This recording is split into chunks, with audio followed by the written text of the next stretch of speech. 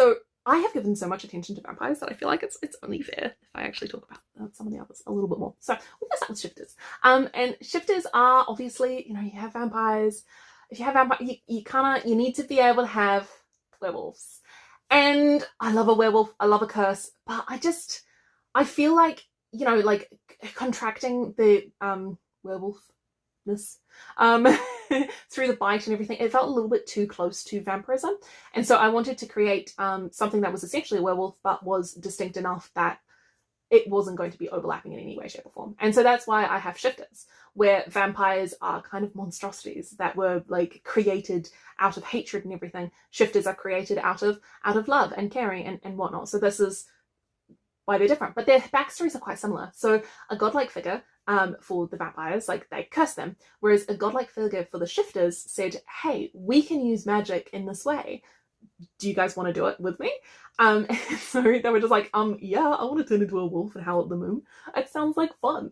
And so instead of them being cursed or anything, it's basically that they were magicians and they highly specialized their magic in a way that turned almost biological for them.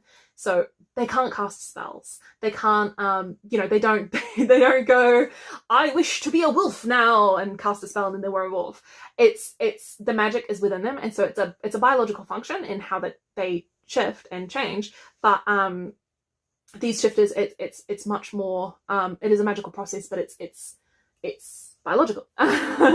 And so they can't turn anyone into shifters or anything like that. This is something that only happens through family lines, and every family line has the same animal from that original one that was following this god, like character. In the modern day, worshipped as a god, but technically wasn't. It's more lore stuff. But so shifters, frequently, they are more in tune with nature and whatnot because they can turn into animals. I'm not saying that they're all vegetarians, because have you seen animals? Like they're not against eating each other.